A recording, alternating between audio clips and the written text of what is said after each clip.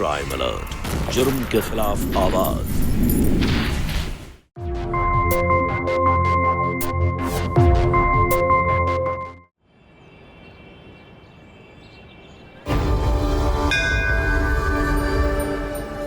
माता रानी आपकी झोली भरेगी। तू 1 देगा, वो बदले में तुझे 1000 देगी।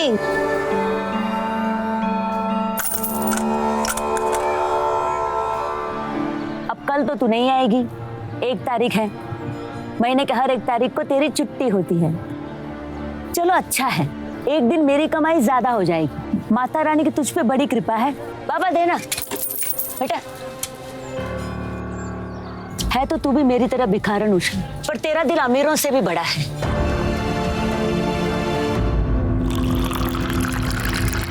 तू 1 देगा, वो बदले में तुझे 1000 देगी।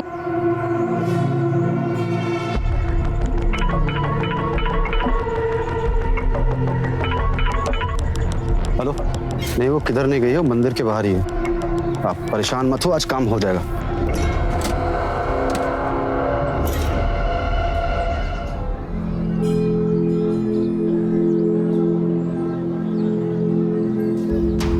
भैया वो देखो कहीं जा रही है, चलो जल्दी चलो।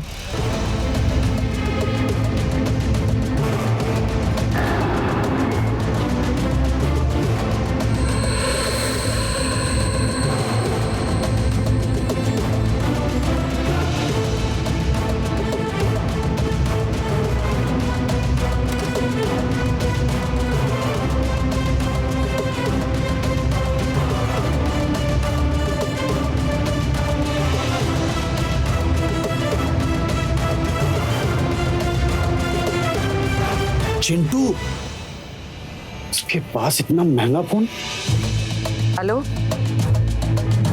हाँ, कल 1 तारीख है और मैं 11 बजे आ रही हूँ। बड़ी अमीर भिखारन है ये तो। सारे पेपर तैयार करके रखना, ठीक है? हाँ।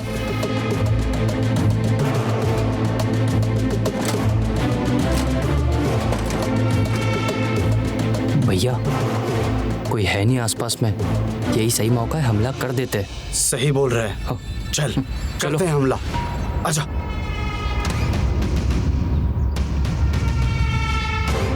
उधर उधर, सीधा निकल, सीधा निकल, सीधा निकल। बुढ़िया जब शाम को घर वापस आएगी ना, फिर देखते हैं उसको। चल अभी निकल।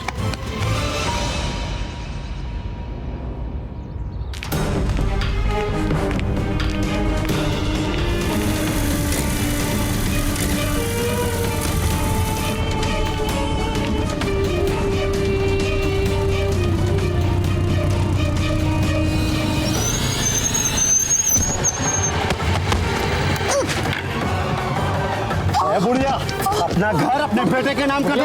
प्यार से समझा रहा हूँ। पहले छोड़ बक्सा भैया, बक्सा छोड़, बक्सा मतलब घर बेच दे। क्या कर रहा है तू?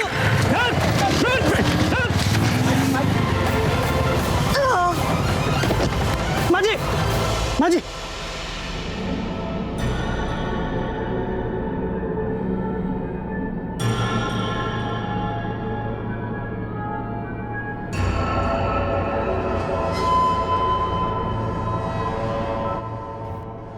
मनोज, अम्मा, सीमा, सीमा, देखो अम्मा को होश आ गया। जी जी आई। अम्मा के लिए हल्दी वाला गर्मा गर्म दूध गर्म कर रही हूँ। हाँ जल्दी लाओ। हड्डियाँ मजबूत हो जाएंगी और अंदर के जख्म भी भर जाएंगे। तुम ठीक हो जाओगी अम्मा। पता नहीं मेरे जख्म कब भरेंगे जो इस बुड्ढन ने मुझे दिए। क्या जरूरत है अम्मा रोज मंदिर जाने की?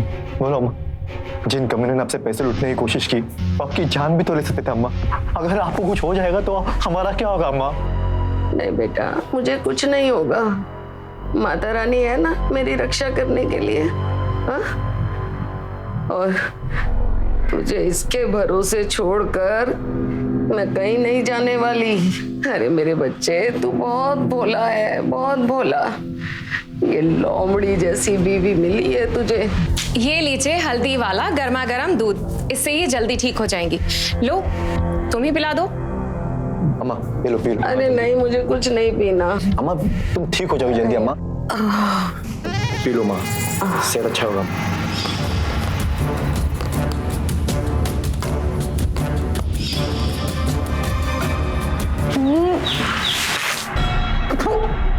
नमक है इसमें। हाय अम्मा जी, वो आपकी चिंता में ना गलती से चीनी की जगह नमक डल गया। लाइए मैं फेंक देती हूँ। हाय राम, गलती से नमक ही तो डल गया था चीनी की जगह। अब क्या जान ले लेंगी क्या हमारी? अरे बेटा, कमजोरी के कारण हाथ से फिसल गया। तुम जाओ दूसरा गिलास ले आओ, मैं साफ कर देता हूँ। दूध खत्म हो गया है और पैसे भी नहीं है मेरे पास। मेरा ये नाटक ना मैं खूब अच्छे से समझती हूँ सीमा। मैं नाटक कर रही हूँ? बुढ़िया, सबसे ज्यादा नाटक तो तू करती है और तुझी से तो सीखा है। मुझे मत पता कि कौन नाटक कर रहा है। चला के रखती है।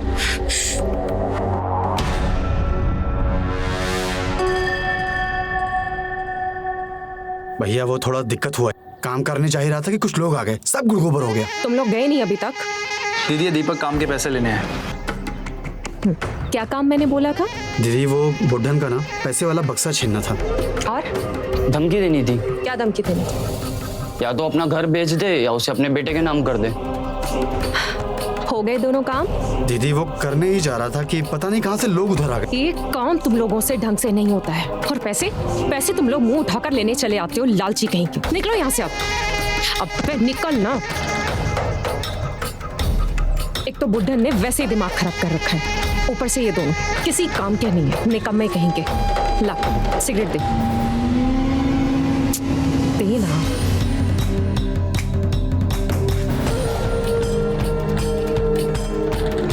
सोचा था धमकी दिलाऊंगी तो घर मनोज के नाम कर देगी, लेकिन नहीं, समझ में नहीं आता इस बुढ़न का क्या करूं। अरे दीदी चिंता काहे कर रही हो? आज नहीं तो कल जीजा जी के नाम पे घर हो ही जाएगा और उसके बाद आपके नाम पे हो जाएगा। तुझे कितनी बार बोला नशा कम किया कर। बताया था ना तेरे जीजू मेरी सास की सगी औलाद नहीं है, गोद लिया हुआ। इसीलिए इस औरत पर ना 1% भरोसा नहीं है मुझे। दीदी तो फिर आ गया? अरे वो एक बात बतानी तो रह गई। वो बुढ़न है ना, गली में छुप के किसी से फोन पे बात कर रही थी।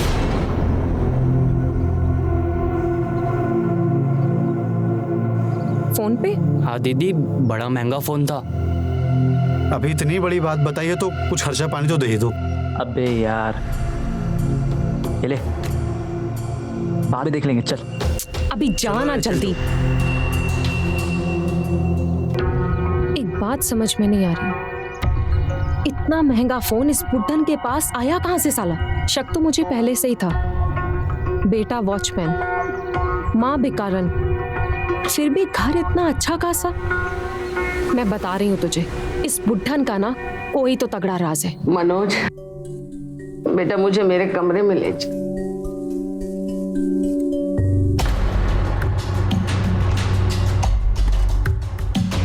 ले चल बेटा। हाँ माँ।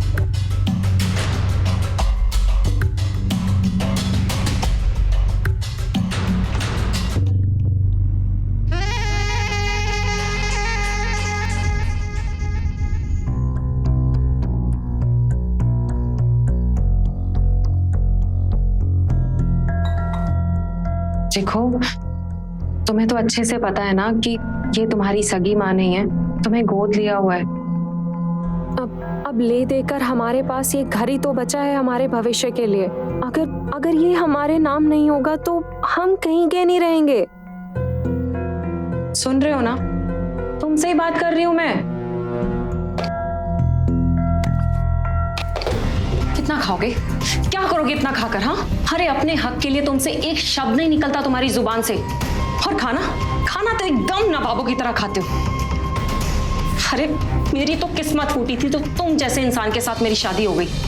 जिंदगी में कभी एक सुख भी दिया तुमने मुझे?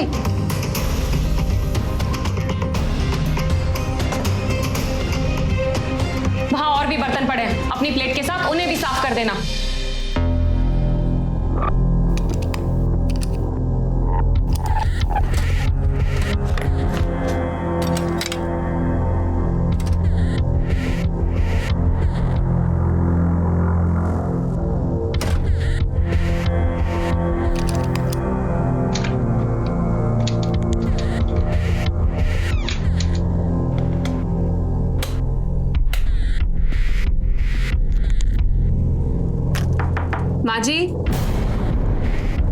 माँ जी, माँ जी। हाँ,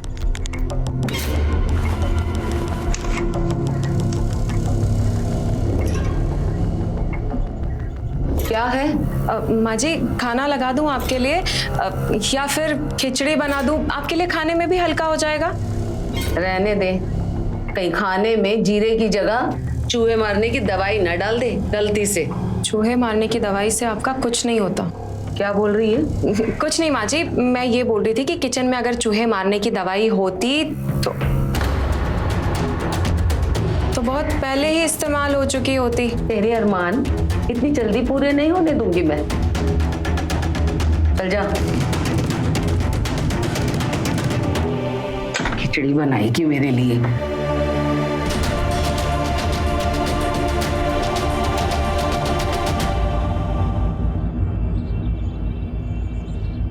चल बेटा, आजा। अरे हाँ, ला दे।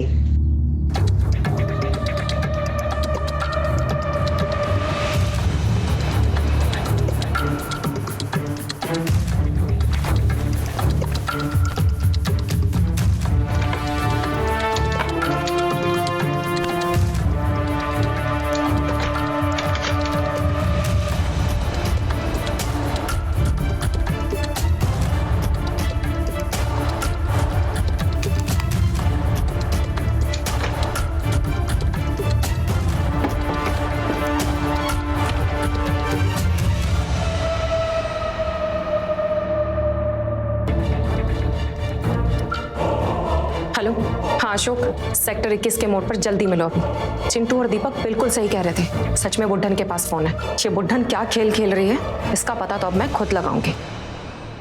ये सोचा है आपने कि उषा कितने अरमानों से सीमा को अपने परिवार की बहू बनाकर लाई होगी?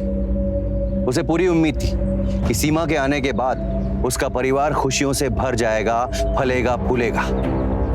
लेकिन यहां तो सब कुछ उल्टा ही हो रहा था। घर में बहू बनकर आने के पहले दिन से ही सीमा कभी इशारों से, कभी तानों से, कभी डरा धमकाकर उषा से उसका घर हड़पना चाहती थी।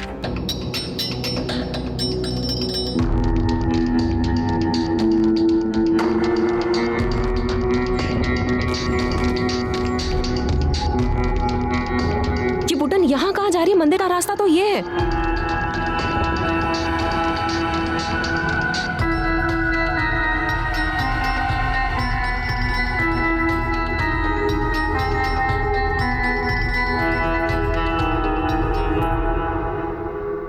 उषा जी,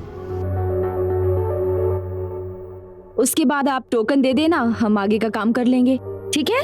थैंक यू। आइए उषा जी, बैठिए ना। बैठने का समय नहीं है, हमें निकलना है। ठीक है, तो मैं आपको बाहर मिलती हूँ, वहीं उसी जगह।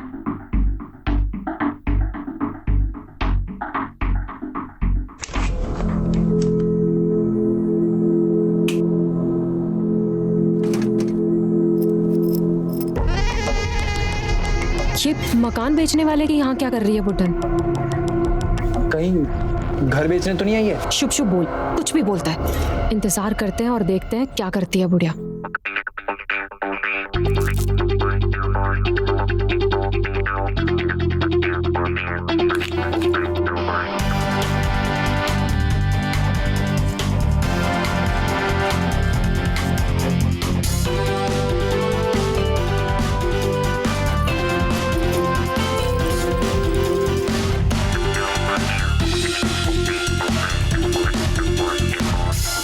कहाँ रह गई बुड्ढन? मर तो नहीं गई कहीं अंदर ही? ला सिगरेट दे चल। अरे दे दे ना जल्दी।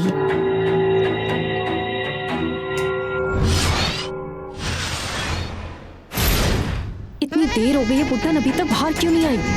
अंदर जाके देखो। अंदर चल, क्या कर रहा है? देख लेगी ना वो। हमें पता लगाना है आखिर ये माजरा क्या है।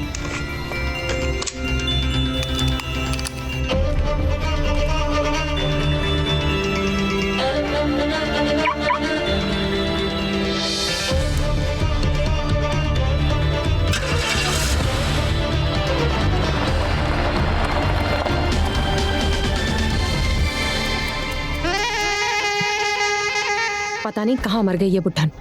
मैं एक काम करती हूँ, मंदिर जाती हूँ जहाँ पर वो भीख मांगती है, शायद वहाँ से कुछ पता चल जाए। तो एक काम कर, यहाँ पर नजर रखना, जैसे ही बुढ़न बाहर आए फटाफट मुझे फोन कर। ठीक है दीदी।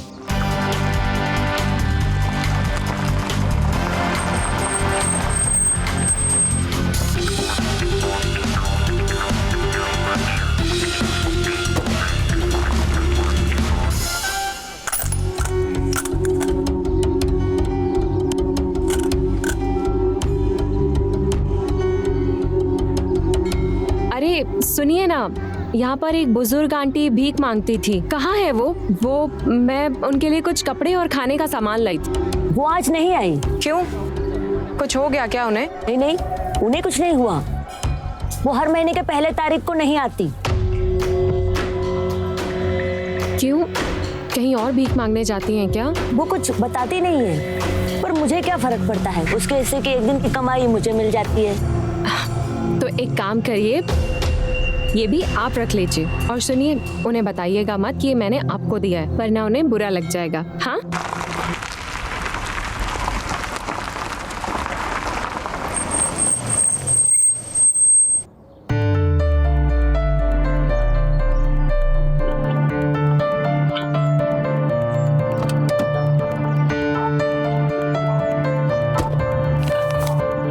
ये लीजिए आपकी इस बिल्डिंग के फ्लैट का किराया, पूरे 40,000।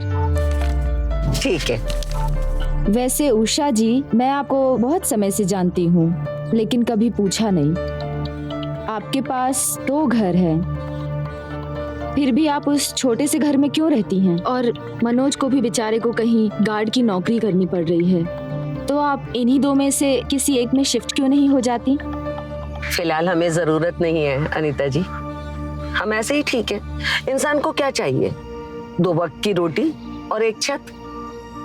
हाँ, मेरे पास 2 फ्लैट हैं, लेकिन अनीता जी मैं सोचती हूँ जरूरतें जितनी कम होंगी हम उतने सुखी होंगे। अनीता, एक काम करो, ये 500 रुपए उस गार्ड को दे दो। आप हर बार उसे पैसे देना नहीं भूलती ना? क्योंकि वो हमारे महंगे महंगे घरों की देखभाल करते। ये मैडम की तरफ से।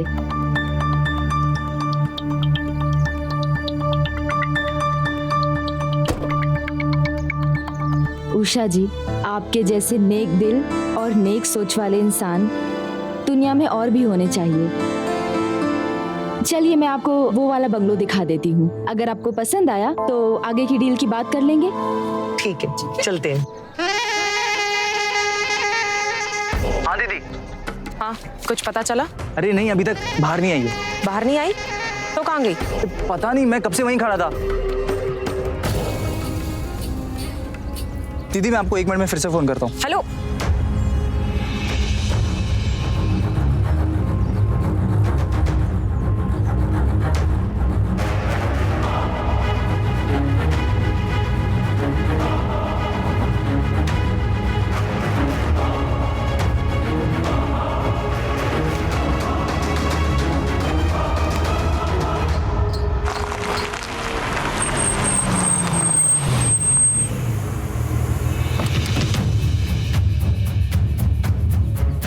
अनीता रुको।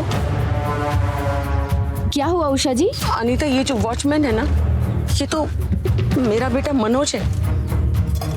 यही बंगलो तो दिखाने लाई थी मैं आपको। उषा जी, इसके पास इतनी सारी जायदाद है, फिर भी वॉचमैन की नौकरी कर रहा है। आप उसे सब सच बता क्यों नहीं देती? नहीं बता सकती, क्योंकि उसकी बीवी बहुत लालची है। अगर उसे जरा भी भनक लग गई कि मेरे मनोज के बाद इतने बड़े बड़े बंगले, घर हैं, तो वो उसका जीना हराम कर देगी। तो अब क्या करें? अब देखना चाहेंगी? तुम एक काम करो, तुम गाड़ी से उतर के उसे बातों में लगाओ। मैं उसके सामने ऐसे नहीं जा सकती। कृष्णा जी से बात हुई थी बंगलो देखने के लिए। हाँ बताया था, चाहिए। तो बताइए उषा जी, कैसा लगा घर आपको? अगर आपको घर पसंद है तो मैं पार्टी से बात करके 2-3 दिन में पेपर रेडी करवा देती हूँ। हाँ उषा जी? उषा जी? हाँ। क्या हुआ, कहाँ खो गई आप? अनीता, तुम ठीक कह रही हो। मुझे सब कुछ मनोज को बता देना चाहिए। जैसे ही पेपर साइन हो जाएंगे ना, मैं मनोज को सब कुछ बता दूंगी। उसे कहूंगी कि सीमा को कुछ ना बताए। 1 तारीख, महीने की 1 तारीख को ऐसा क्या करती है ये बुड्ढन? ऑफिस के अंदर जाती है और पीछे के रास्ते से बाहर, पक्का वो पीछे के दरवाजे से निकल जाती होगी। ये बुड्ढन जरूर कोई बड़ा खेल खेल रही है। पहली बार तूने अकल की बात की है। अब पूरा 1 महीना हम बिल्कुल शांत बैठेंगे। अगले महीने की 1 तारीख को देखते हैं कि ये बुड्ढन क्या करती है।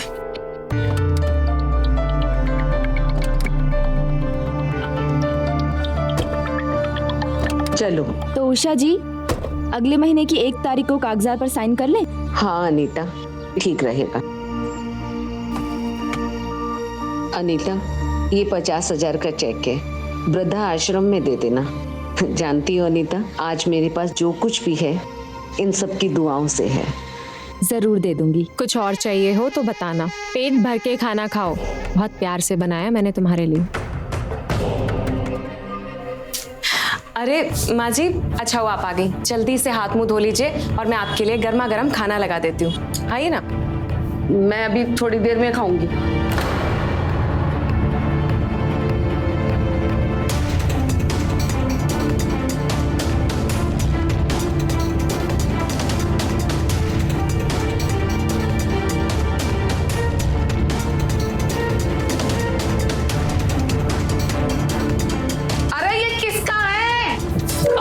आप खाइए, मैं देख कर आती हूँ। क्या हुआ माँ जी? क्या हुआ? ये तार किसका है? मेरे बिस्तर पे क्यों पड़ा है? आप ही का होगा। मेरा क्यों होगा? अच्छा, अशोक भूल गया होगा। कोई बात नहीं, मैं ले लेती हूँ। माँ जी, खाना गर्मा गर्म तैयार है, जल्दी से आके खा लीजिए ना। आज बड़ा लाड़ आ रहा है तुझे मुझ पर? हाँ, मारना चाहती है? माँ जी, आपको मारना होता तो प्यार से थोड़ी ना मारती, आपसे चुन चुन कर बदले लेती। पहले निकल यहाँ से, दफा हो जा मेरे कमरे से बाहर कर।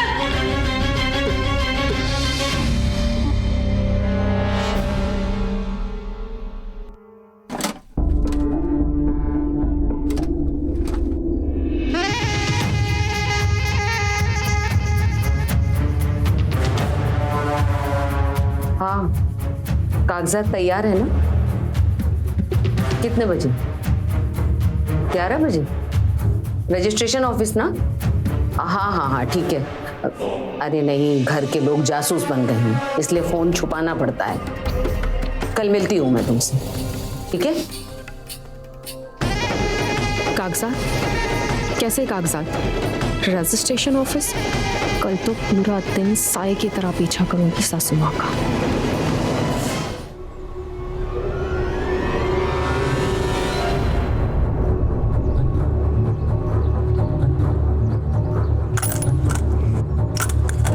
ये अभी तक आई क्यों नहीं?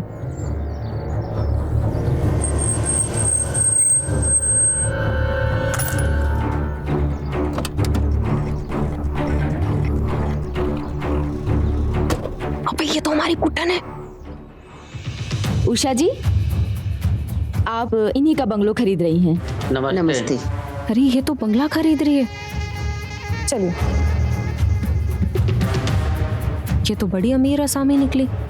हमारे सामने कैसा ड्रामा करती है कि ये भिखारन है। अशोक, आज इस बुढ़ी का सारा खेल खत्म करते हैं। अच्छा, ओके। ओके।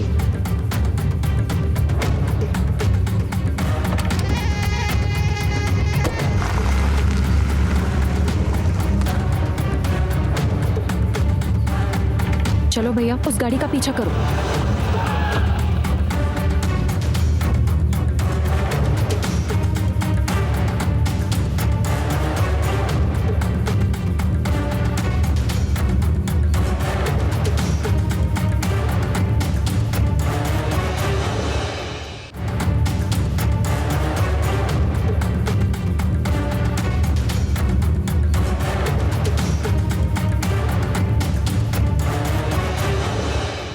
उषा ने अपनी ये सच्चाई छुपा कर रखी थी क्योंकि उसे सीमा के लालच और लालच से पनपती हुई नीयत के बारे में एहसास हो चुका था।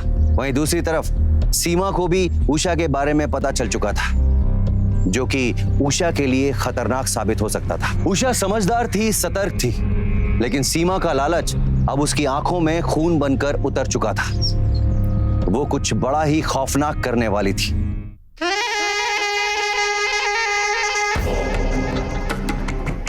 एक नहीं, दो नहीं, तीन घर की मालकी नहीं है बुट्टन, और हमें उस चूहेदानी में रखा हुआ है। खुद तो भिखारन है ही और हमें भी भिखारी बनाकर रख दिया। अरे दीदी, कौन सी माँ अपने बेटे को सिक्योरिटी गार्ड के कपड़े में देखना चाहिए? और वो तो वही बंगला खरीद रही है जिसमें उसका बेटा खुद गार्ड है। हर एक तरीका इस्तेमाल करके देख लिया इसके साथ, उस चूहेदानी को अपने पति के नाम करवाने के, लेकिन नहीं, अब कोई और रास्ता नहीं बचा है। अब वो करना पड़ेगा जो मैंने नहीं सोचा। उसके बाद एक नहीं, सारे घर अपने नाम होंगे। क्या करने वाली हो दीदी?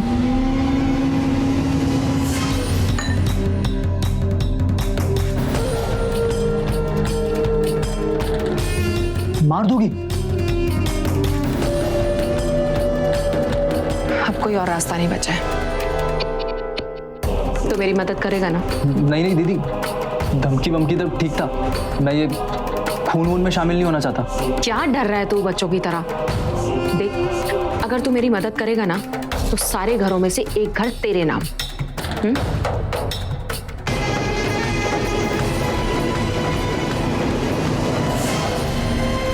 मारेंगे कैसे? ऐसे मारेंगे कि उसकी मौत दुर्घटना लगे, लेकिन हमें ये काम आज शाम ही करना होगा। तू बस अपने जीजा जी को संभाल लेना।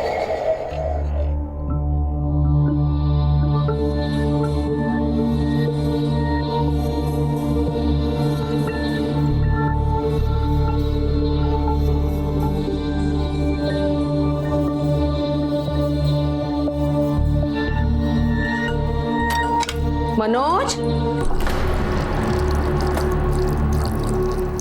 मनोज,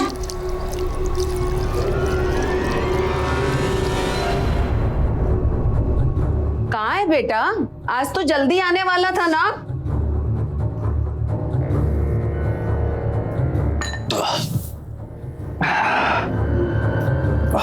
ये लीजिए। नहीं अरे नहीं, मेरा हो गया।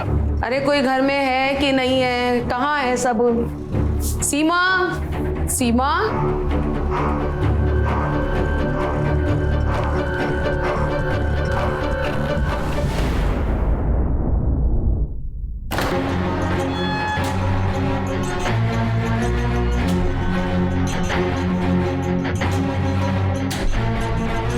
निकला बाहर। सीमा, आजा।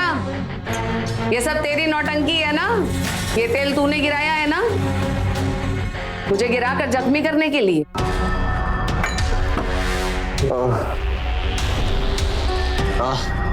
अब मैं घर कैसे जाऊंगा? अरे भैया जी, आप चिंता क्यों कर रहे हो? मैं हूं ना, मैं आपको छोड़ दूंगा। ओ, यहाँ छुपी थी?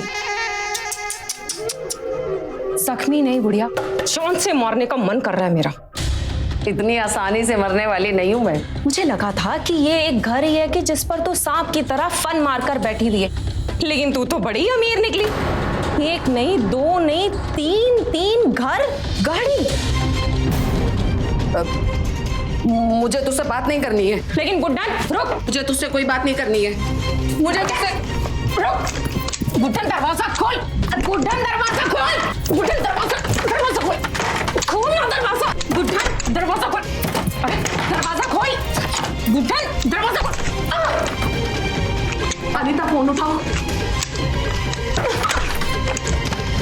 किसको फोन मिला रही थी? हाँ, किसको फोन मिला? इधर रहो, इधर आओ। तेरी कहानी आज खत्म। बुढ़िया,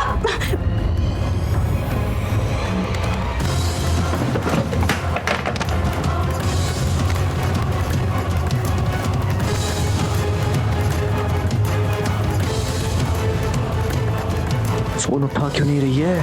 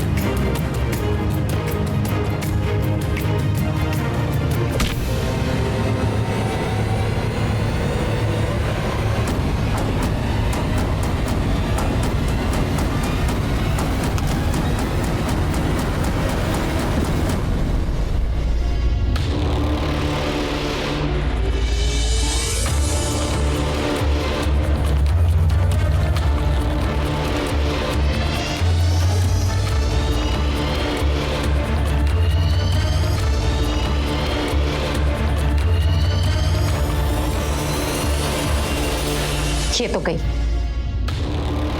अब क्या करेंगे? अम्मा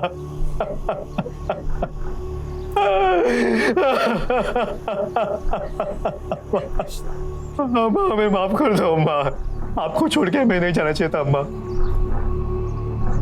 तो आपके साथ ये हादसा नहीं होता। भगवान भी कितना क्रूर होता है ना। फर्श पर पानी पड़ा था और अम्मा जी का पैर फिसल गया और वो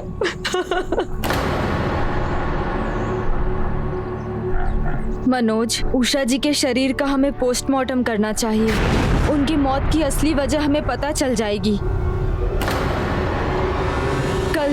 कल उन्होंने मुझे कॉल करने की कोशिश की थी, लेकिन 3-4 घंटे बाद उनका फोन बंद आ रहा था। तब से मैं उन्हें कॉल करने की कोशिश कर रही हूँ, लेकिन उनका फोन तब से बंद आ रहा है। लेकिन अम्मा के पास तो फोन ही नहीं है। हाँ, और कैसी बातें कर रही हैं आप? अरे पैर फिसल गया, उससे उनकी मौत हुई है, एक दुर्घटना से उनकी मौत हुई है। और तुम क्या चाहती हो कि उनके मरने के बाद भी हम उनके शरीर के साथ चीरफाड़ करें, उन्हें और तकलीफ दें? हाँ मनोज, क्या आप ऐसा चाहते हैं? नहीं,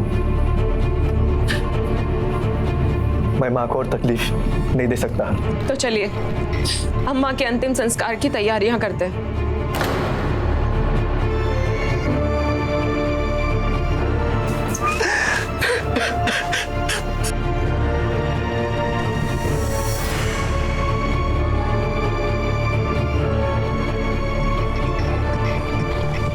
आप गंगा जल ले आएंगी? अंदर मंदिर में ही होगा।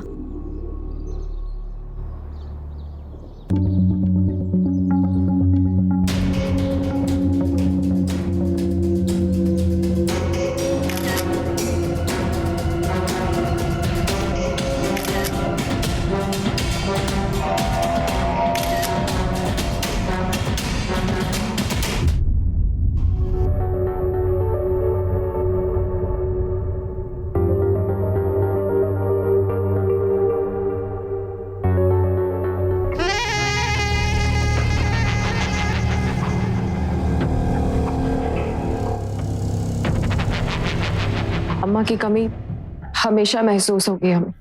मनोज, ये तुम्हारे इस घर के कागज हैं। ये गाजियाबाद वाले और ये दिल्ली वाले घर के और ये उस घर के जहां तुम पहले रह रहे थे। उषा जी की वसीयत के अनुसार अब ये सब तुम्हारे नाम पर है। बाकी 2 घर का किराया भी मैं वक्त पर दे दिया करूंगी। उसकी जरूरत नहीं है, अशोक सब संभाल लेगा। तो मैं चलती हूँ। किसी चीज की जरूरत हो तो बोल देना। अपना ख्याल रखना। सर बहुत दर्द कर रहा है, चाय बना दो ना 1 कप।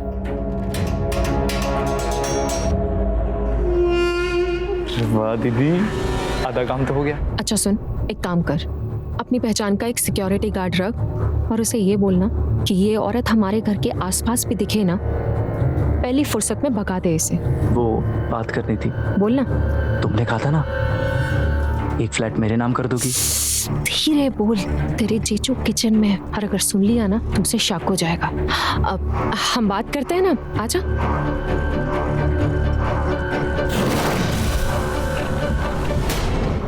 मैंने एक फॉरेंसिक डॉक्टर को ये सारी तस्वीरें दिखाई है। उनका कहना है कि इनकी मौत सर पर चोट लगने की वजह से हुई है। सर पे चोट के अलावा इनके शरीर पे काफी घाव के निशान मिले, जिससे ये लगता है कि इनकी शारीरिक झड़प हुई है। आपका बहुत बहुत शुक्रिया सर। आपने बिना किसी शिकायत के मेरा ये काम किया है। ये जो बुजुर्ग औरत थी, उसकी बहू पर मुझे शक है। क्या इस सबूत के बिना आप हम उसे गिरफ्तार कर सकते हैं? देखिए, ये मुमकिन नहीं है। हमारे पास कोई पुख्ता सबूत नहीं। इन तस्वीरों को देखकर ये साबित नहीं होता कि इनकी बहू ने ही इन पर हमला किया होगा। लेकिन हाँ, शक के बिना पर हम इनकी बहू से पूछताछ जरूर कर सकते हैं। नहीं, वो सतर्क हो जाएगी। वो बहुत चालाक है, उसे रंगे हाथों पकड़ना होगा।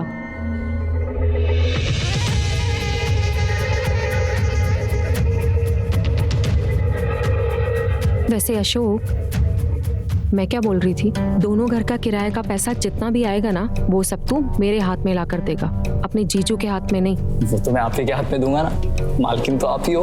अरे अभी मालकिन नहीं बनी हूँ। वैसे मैं क्या सोच रही थी कि अब ना मेरा पति भी मेरी औकात जैसा होना चाहिए। क्या बोलता है? दीदी आप कह तो बिल्कुल ठीक रही हो, लेकिन अगर जीजा जी को तलाक दे दिया तो मकान भी जाएंगे ना हाथ से। अरे ऐसे थोड़ी ना लाऊंगी नया पति, उसके लिए तेरे जीजू को मेरे लिए अपनी जान देनी पड़ेगी।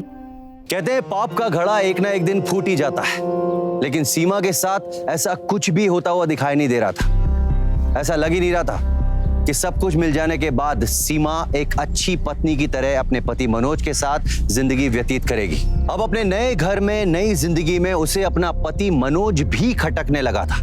वो बस एक मौके का इंतजार कर रही थी और वो मौका उसे मिल गया था। लेकिन इससे पहले कि वो अपने नए षड्यंत्र में कामयाब हो, उसे रोकना बहुत जरूरी था। अरे चलो ना मनोज जल्दी।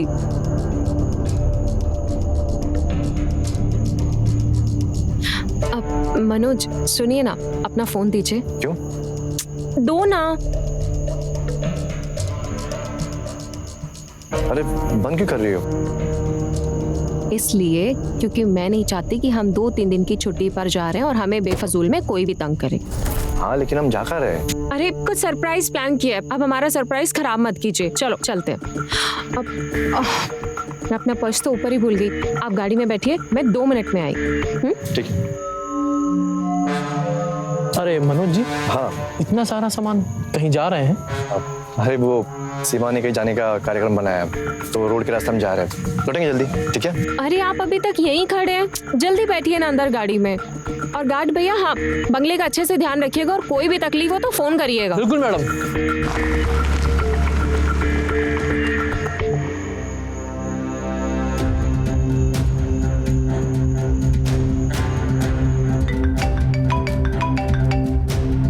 मैडम जी, मनोज जी अपनी पत्नी के साथ शहर से कहीं बाहर जाने के लिए निकले, लेकिन कहाँ जा रहे हैं ये बताया नहीं। ठीक है ठीक है।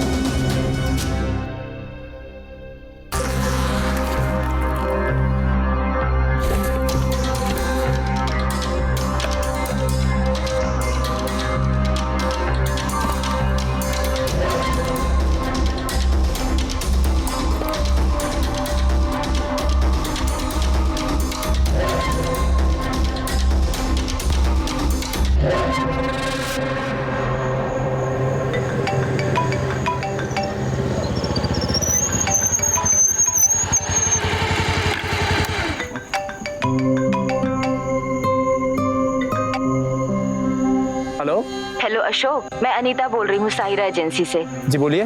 वो तुम्हारी बहन ने जो प्रॉपर्टी में नाम ट्रांसफर करने के लिए कहा था, वो कागजात तैयार हैं। तुम आके ले जाओ। हाँ हाँ मैं अभी आता हूँ।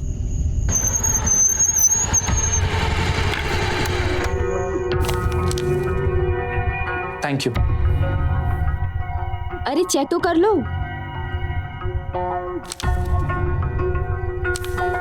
ये क्या है?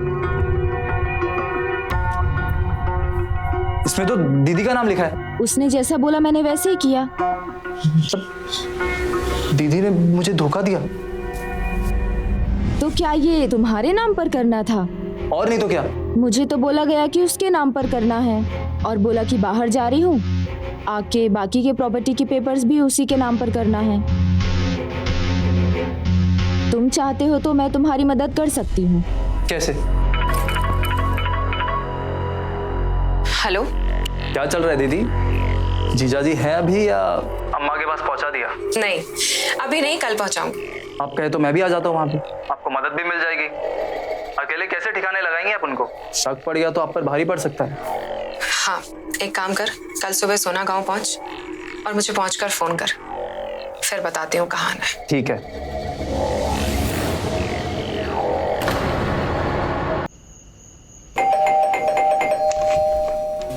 आजा जल्दी अंदर।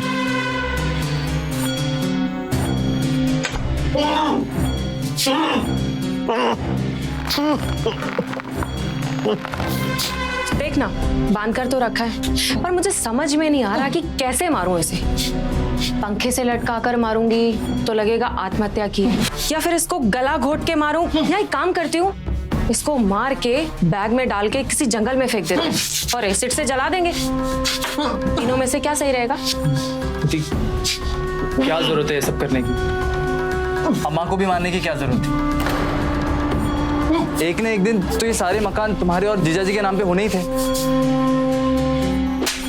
नशा फूक के आया है क्या? उल्टी सीधी बातें करे जा रहा है। तुझे पता है ना अच्छे तरीके से कि बुढ़िया को किस लिए मारा हमने, क्योंकि वो एक भी मकान इसके नाम नहीं करती।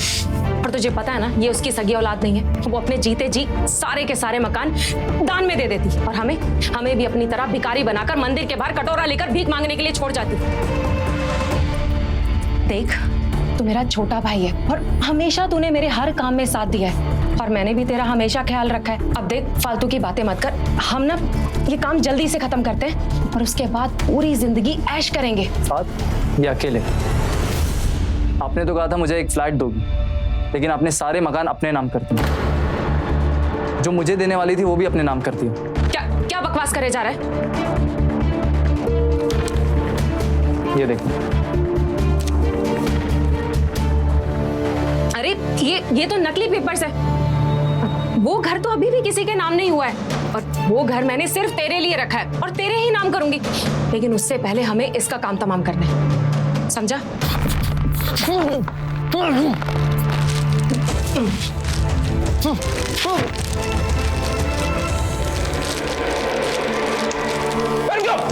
पकड़ो पकड़ो इन्हें, पकड़ो।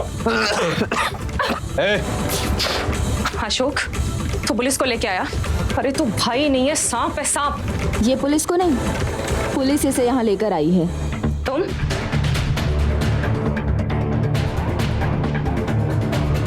अशोक और तुम्हारी बातें हमने सुन ली और रिकॉर्ड भी कर ली। उषा देवी का मर्डर और मनोज को जान से मारने की साजिश। अशोक को जो मकान के कागजात मैंने दिए थे वो नकली थे और सीमा ने वो मकान अपने नाम पर अब तक किया ही नहीं है। मैंने इसे ये भी बोला कि मेरे पास सबूत है कि तुम दोनों ने मिलकर उषा जी को मारा है। ये डर गया और मेरे झांसे में फंस गया। कितनी नीच औरत हो तुम, हाँ? तुम्हें उम्र की नहीं, तुम्हें फांसी की सजा होनी चाहिए। फांसी की! ले चलो।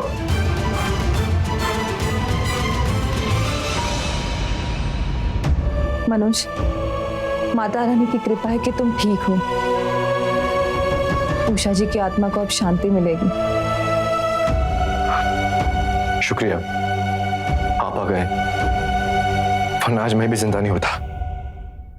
अनीता ने बिल्कुल ठीक कहा था कि उषा की आत्मा को शांति जरूर मिलेगी।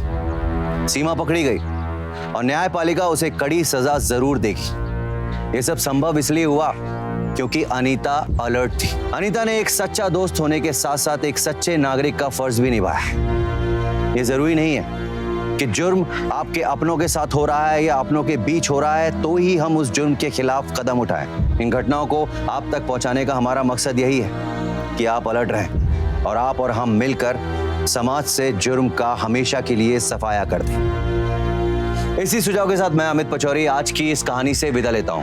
फिर मुलाकात होगी एक सच्ची घटना के साथ। तब तक याद रखिएगा, क्राइम से अगर बचना चाहते हैं तो अलर्ट रहिए। क्राइम अलर्ट, जुर्म के खिलाफ